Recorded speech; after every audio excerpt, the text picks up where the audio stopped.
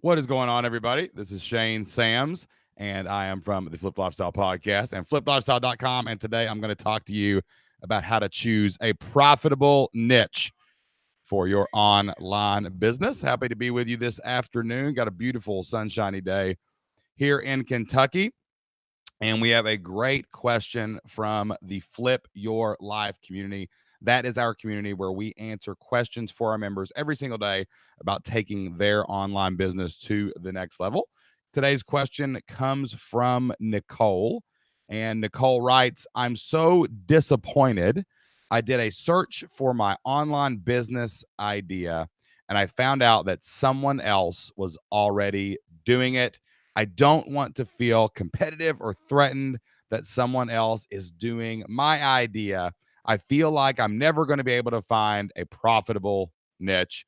Should I abandon this niche and do something else? I would love some perspective. Thanks for all you do, Nicole. All right, so we're going to talk today about choosing a profitable niche, even when there is a lot of competition in the space. And I want to just kind of preface all of this by saying you are not going to find a niche without any competition anymore. There's just too many people on the internet right now, guys. Too much going on. Too many. Every topic has had something written about it, has had something said about it. So we're going to have to just smack that fear in the face right out of the gate because every niche has some kind of competition. There's going to be less competition. There's going to be more competition. There's going to be places where you can carve out a little bit of your piece of the pie, right? But to think that you're going to get on the internet in 2018, 2019, 2020, and there's not going to be any competition at all, that's just not going to happen anymore. So let's shake that off right now. But we're here today to help you find your idea, how to find your profitable niche so that you can make money online. You can replace your income. You can quit your job. You can do all those things. So tell me real quick your niche in the chat. What are you pursuing? What's your idea? What are you trying to go after? And as I go through this question for Nicole, maybe I can jump into the chat and help a few other people with their niche, with their online business idea as well. Specifically, we can talk to that. Maybe you can tell me a little bit about how you think it's too competitive or why you're hesitant to enter a certain niche. And we can talk a little bit about that as we go. All right. First, let me tell you about my first niche, the first niche that I entered into online business. It was football coaching. And, I used to be a high school history teacher. I was a head football coach in high school, a defensive coordinator in high school. And so when I first got into online business, I kind of looked at my passions and the things that I knew a lot about. And one of the things I knew a lot about was coaching high school football. I've been doing it for a decade, guys. So I knew a little bit about the subject.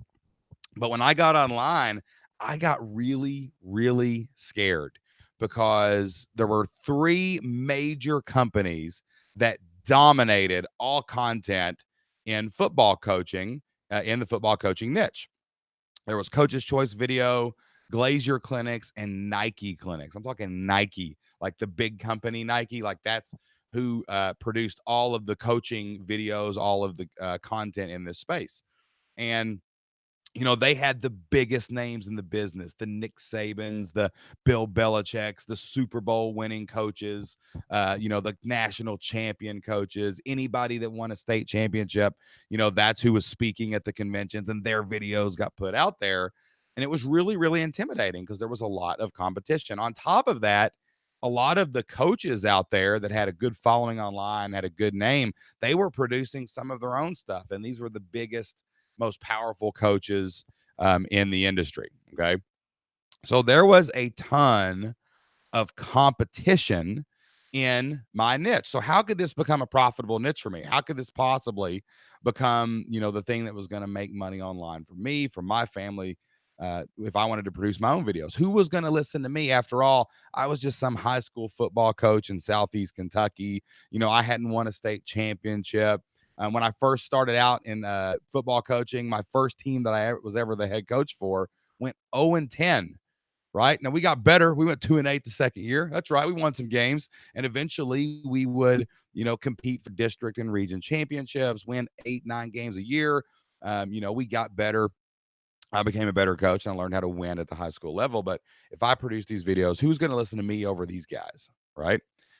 But what I found out was it really didn't matter how much competition was out there. In fact, competition could be a good thing because it showed people were buying something in my niche. All right. So this niche was profitable. I didn't have to go out and find a brand new thing or invent a new system or something new under the sun. I just had to go into something that was already generating millions of dollars a year in sales in the football coaching space.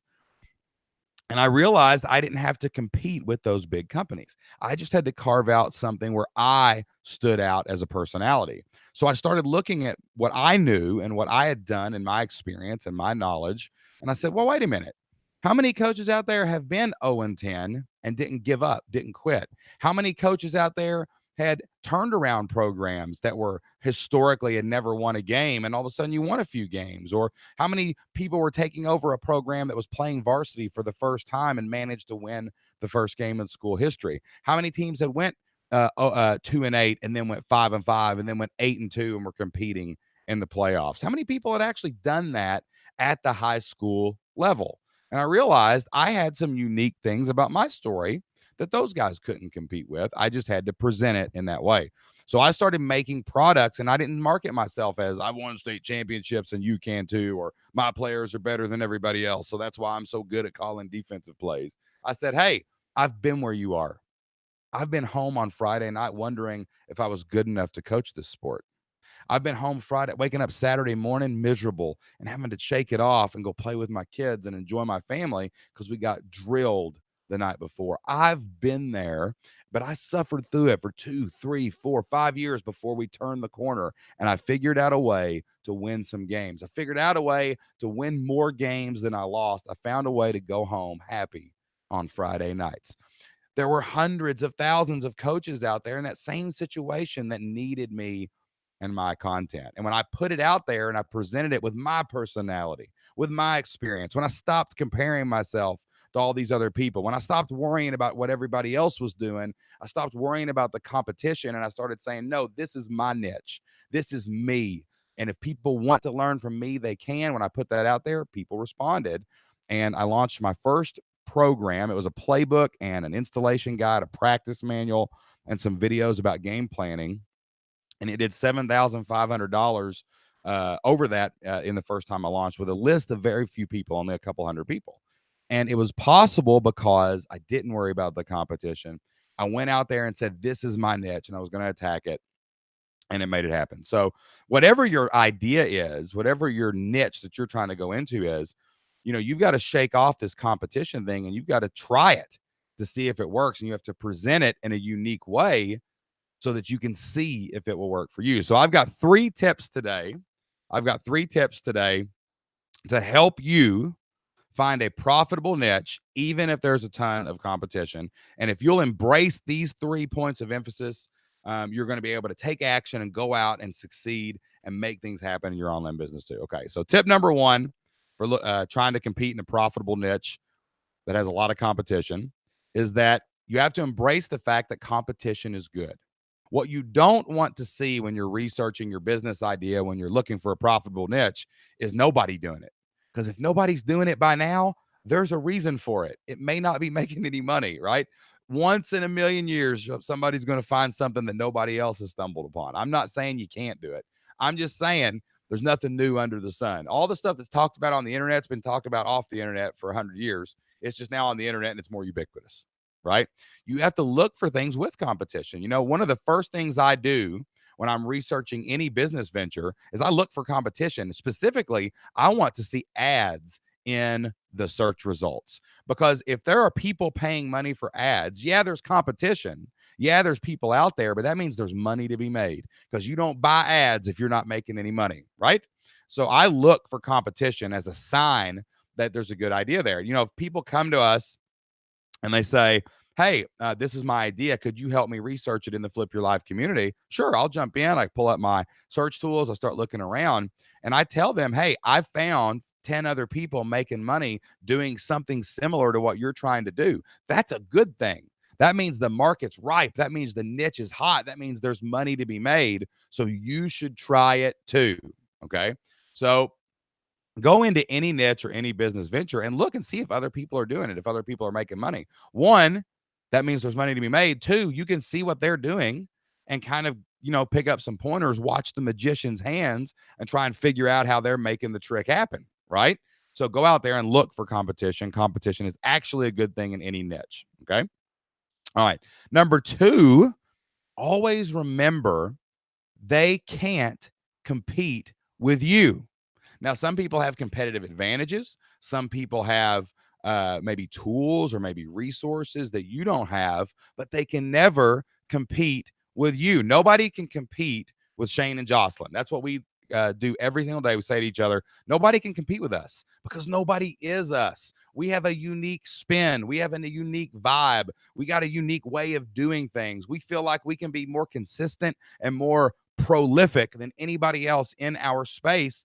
And people cannot compete with us. They just can't do it because they're not us. They can do things better than us, sure, but I'm not going to try to compete with them on their level, right? If you've got a great boxer in an MMA fight, you're going to try and wrestle them to the ground because you don't want to fight with them on what they're doing good. You want to be better than them at something else. And that's what you've got to do is you've got to say to yourself, hey, I can compete as me. I can do this differently. I've got a unique voice. I've got a unique accent. I've got a unique look. I've got a unique skill set to bring to this already profitable niche that's going to help me make my money online. Okay. We've got a Flip Your Life member. I get on him all the time. And his name's Charlie. And he comes in and he's like, man, I know everything about this niche. I'm an expert in my niche. And there's just so much competition in my niche. And I always get on to him like, stand out, you can do this. And the dude is hilarious. We've got to hang out with him a couple times. We've been in his town and we hollered at him and said, hey, Flip Your Life member, let's go hang out. And he showed up and we hung out. And man, the dude is hilarious. And he's in a really dry, it's like programming or something. It's some kind of really dry niche. Nobody else is entertaining. Everybody else is like, I am an engineer and I am by the button and I'm going to put on my tie and I'm going to tell you exactly how to do these things. And the dude he's hilarious. I mean, he's one of the funniest people I've ever met in real life. And I always tell him, man, nobody in your space can compete with you. They may know the software better. They may know the industry better, but they can't make people laugh like you can. And that's his unique thing. Go out there and embrace that. So remember, in any niche, when you're trying to figure out your business idea, when you're trying to figure out how to stand out, doesn't matter how much competition there is, they're not you. You have unique gifts that God has put inside of you that you need to let out. And you need to stamp them on top of that niche so that you can be the person you've got to be in that space and people will flock to you for it. We always tell people, hey, you only need 100 people to pay you $50 a month to make $60,000 a year. Think about it. 50 times 100 is 5,000. 5,000 times 12 is $60,000. So it's not like you've got to go out and I didn't have to knock off Nike in the football coaching niche. I just needed 100 guys that were sick of losing on Friday nights and they needed help. And if they would pay me $50 a month in my membership to get access to my courses, to get access to my coaching, to get access to my expertise, then I could make $60,000 a year off those 100 guys, right? So those 100 football coaches. It's the same thing for you. You just need 100 people to relate to you to make $60,000 a year. 200 people, that's $120,000 a year. Have a six-figure business. You only need 200 people out of the 4 billion people that are currently connected to the internet, right? So be you. Number two, they can't compete with you. And number three, it's really important to remember that your first niche isn't your last niche. Your first niche isn't your only niche. The first thing you try doesn't have to be the last thing or the only thing you try, and it really doesn't even have to succeed. Okay? Out of all the thousands of people who have come through our programs, listened to our podcast, and that we've interacted with in person, I have rarely met anyone where the first thing they did was a home run, just the winner, just the passive income, set it and forget it, you're done forever. Okay. Now, a lot of people, most of the people, the first thing they actually took action on and tried was a single, was a double, was a triple. It was working, it was making money, but it wasn't always the exact thing they ended up doing forever. Right. And when people go out and they have their first idea and they get intimidated and they're like, well, I don't know if I should try this. I don't know if it'll work. There's a lot of competition in this niche. Right. Then we say to them, how you know if you don't try? And they say, well, what if it doesn't work? And we look at them and we say, what if it does? Like, you got to go do it. You've got to try it. If you want to find a profitable niche, you have to take action. There is no amount of data that you can look at for certainty and say, well, there's too much competition in that niche. I can't try that. Too much going on over here. I'm scared. I'm not going to try that. That's clearly a loser. Or all the data indicates that not enough people are searching for this, because if there was 14 more searches a month, I would know that it would be a profitable niche. Like, that's not how it works. We take educated guesses. We look in spaces and we say to ourselves, this could work. This could work. This could happen, right? And then we go out and we take action and we try it. So don't be afraid of competition. Don't think that you've got it all figured out and that you've got some magic formula that shows you it's a profitable niche. Okay. You don't know that. You got to go in and you got to compete. You got to get in the arena and see if you get knocked out, or see if you swing, see if your jabs start landing, see if everything starts connecting, and you find something that works for you. So let me repeat those 3 points before I get into the comments. Got some amazing troll comments today too. I love trolls. I love you guys jumping in and leaving those troll comments. In fact, I'm going to show them. I ain't scared of the trolls. Oh, look at Lauren, whoever she is, leaving that troll comment. I love it, baby. All right. I approve the troll comments. I fear no troll. I love YouTube. I love going live. I love being live on Facebook Live. I love the trolls. Bring your heat. Bring your hate, because I know what you say ain't true, so it doesn't matter. All right, number 1, I'm here to help the people that want to get helped. I'm here to help the people that want to have a profitable niche and want to change their family's future, and they want to make money online, and I am not going to let anybody ever stop me from doing that. So you can take your hate and you can go somewhere else, because you're a loser and you'll never, ever amount to anything. I'm here to help all these other amazing people with God-given talents who have a mission that they want to go out and change the world. They want to change their family's future. They want to flip their family tree upside down. That's what we're going to do today. So I'm not scared of you trolls. All right, number 1, competition is a great thing. Look for it. It tells you people are making money in your space. Number 2, they can't do you. No matter who the competition is, listen, they've got to compete with you too, right? And your special abilities, your gifts, the things that make you unique, embrace that and go for it, all right? And number 3, the first niche doesn't have to be the last niche. It doesn't have to be the home run. You got to try something to see what works. Okay, so I got a lot of questions and comments. Going to jump in there and engage a little bit. If you're watching this later, you didn't catch it live, drop me a message in the comments. I would love to come back. Jocelyn and I take some time each week and look at the comments of all of our videos, all of our podcasts, all of our blog posts. If you want to interact with us that way, you can do that in the comments of this post. And don't forget to subscribe too, so that you know when we're going live. Either me or Jocelyn pretty much go live every day to answer questions from our Flip Your Life members from the Flip Your Life community. And we do a lot of follow-up questions as well. So you want to make sure you don't miss a single question here on YouTube. All right. So Henry says, let's see, investing in vacant land. Cool. Hey, Henry, how you doing? Oh, Henry, how you doing, man? I know you. Sharon says niches, how to stage your house for sale. Her niche is how to stage your house for sale and how to for sale by owner successfully. Sharon says, I'm concerned because all the staging courses out there are courses for people who want to be professional home stagers, not courses for homeowners who want to stage their houses as cheaply as possible. Okay. Should I purchase my competitor's program? Okay, that's a different question. All right. So Sharon, sometimes that's why it's important to just take action and do your niche. You've got this idea that you want to talk to the actual homeowner, right? You want to talk to the homeowner and you want to help people like me, like if me and Jocelyn wanted to sell our house, you would show us how to stage it. So we didn't have to hire the professional home stager, right? But sometimes your niche will tell you different things. If there's a lot of people in the market making money that way, you might want to try that. I would say that your home staging information would work for either the homeowner or a professional stager who wants to get into that as a business model. It may be another segment of the niche that could be very profitable for you. But maybe that was just easier. Sometimes the easier niche is not the most profitable niche. A lot of your competitors may have picked the easy route. Well, these people are already home stagers. I'm going to go in and help them. I'm going to make it a little more complex. Bam, bam, bam, bam, bam. And they may have left behind a niche that you might take a little more work, might take a little more feeling out, a little more time to figure it out, but they may have left so much money and so much low-hanging fruit on the table that you're going to make out like gangbusters in the niche. A lot of people who teach online business go for more established businesses, almost like they're looking for people that have made it past, you know, so much money or so many members or things like that, because it's easier to find clients. It's easier to get high paying clients in the online space. That's not what Jocelyn and I do.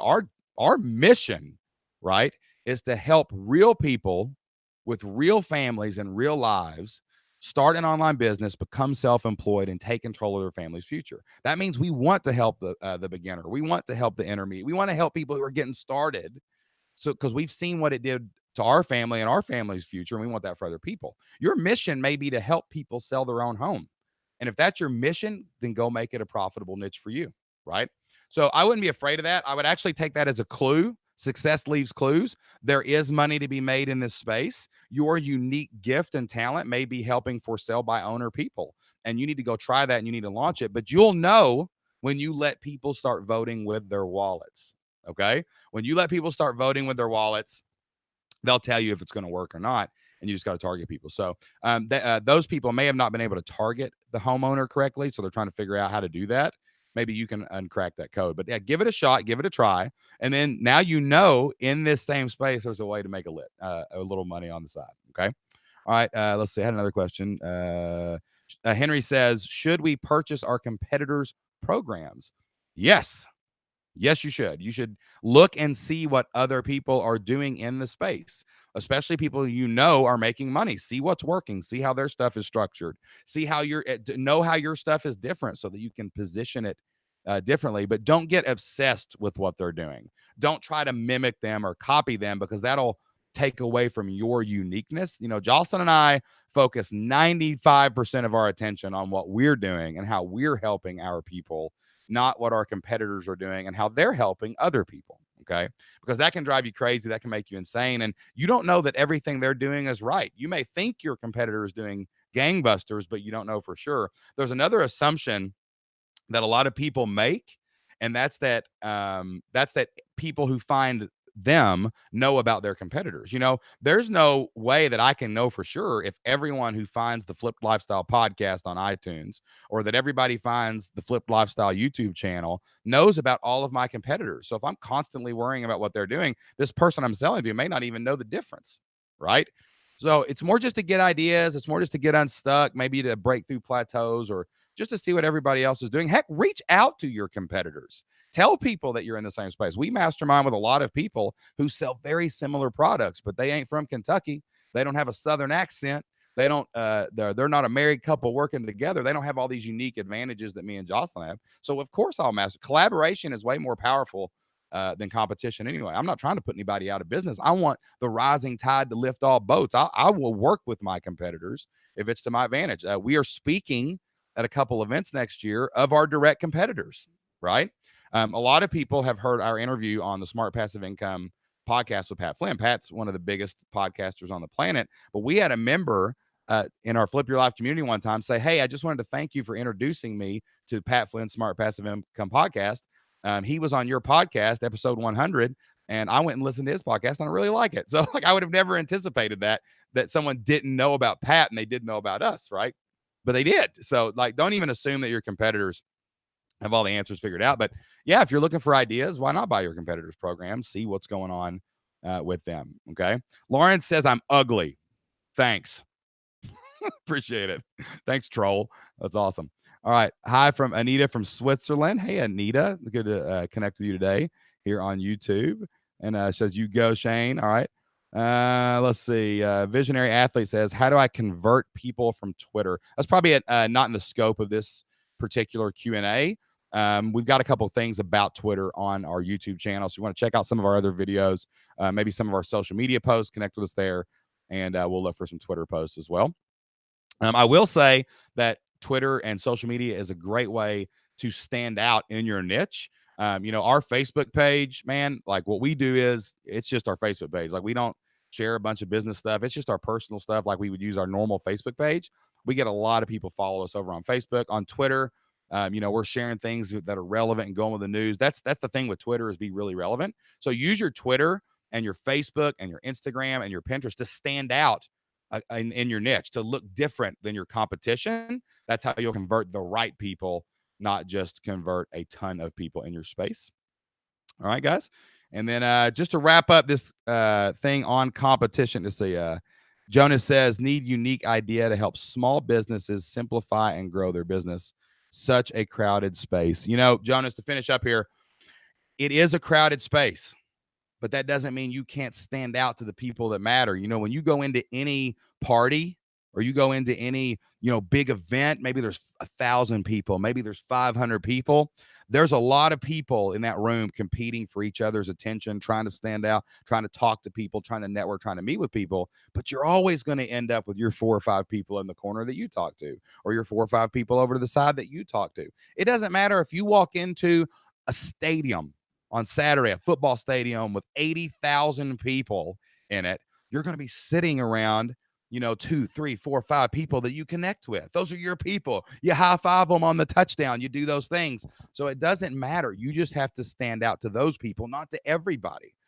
Everybody wants to compare themselves and their niche to the biggest people in their niche. Don't do that. Who cares if you're on stage in front of 50,000 people? That doesn't matter. All you need is the 1,000 people to pay you $50 to make $50,000 a month. I would much rather have the $50,000 a month than the 50,000 people staring at me on stage that may never buy a thing, right? Our space, the online business space, is the most crowded space there is. I mean, everybody thinks they know everything about internet marketing, even when they've never built a business, right? But if you've had success like we have, and you've gone out there and put yourself out there consistently and prolifically on a day-to-day basis, you're eventually going to stand out to somebody. And that's the most important thing to do when you're trying to compete in any niche market, is stand out to the people that matter. So think about the people you can help, Jonas. Think about the people you can make a difference for in that. Don't say small business. A restaurant's a small business. A hardware store is a small business.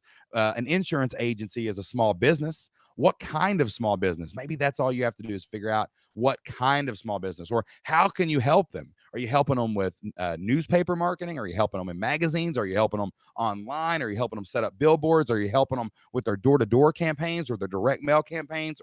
How are you helping them? That niches you down farther in that space. When you think about it as small business, yes, it's probably going to be that way. But when you think about it from a smaller place, it's not. Okay. All right, guys. Great YouTube live today. So glad that everybody showed up. Hope that we helped you think about your idea, and we hope that this got you closer to picking that profitable niche. I appreciate everybody for being here today. I especially appreciate all my trolls harassing me in the peanut gallery. Man, you guys are awesome. And I appreciate everybody for listening to our podcast and checking out everything we've got to offer you here on YouTube. If you need more information about picking a niche, going with your business idea, researching it, figuring out how you can stand out in your space, we would love to help you inside of the Flip Your Life community. That's where we have hundreds of members, family-focused entrepreneurs from all over the world. You saw right here, we've got people from Switzerland on the call. We got people from Europe, from North America, South America. We have people in over 30 countries in every U.S. state inside of our Flip Your Life community, and we would love to help you too. And we're going to help you by giving you a 30-day free trial. If you want to come in and check out our courses, you've got unlimited access to all of them for 30 days. You want to ask a question in the forums, you got 30 days to do that. You want to attend our next 2 member calls, we got a member call next week. We'd love to have you there to ask a question live. We'd love to do that. And you can get all of that for free for 30 days at flippedlifestyle.com/free. That's FLIPPED lifestyle.com/free. And you can start your 30-day free trial right now. Who knows? We may select you, just like we selected Nicole today, for one of our YouTube live Q&A sessions, and give you a really detailed answer on what's going on with you and your online business. So anything else you need, let us know. But until next time, do whatever it takes. You got to take action. It's not enough to ask. It's not enough to get an answer. You are responsible for you. You have to take action. You have to do it if you want to see results. But we'll be there with you and help you every step of the way if that's what you need. Love to see you inside the Flip Your Life community. And I'll see you next time right here on YouTube Live. See you then. Bye.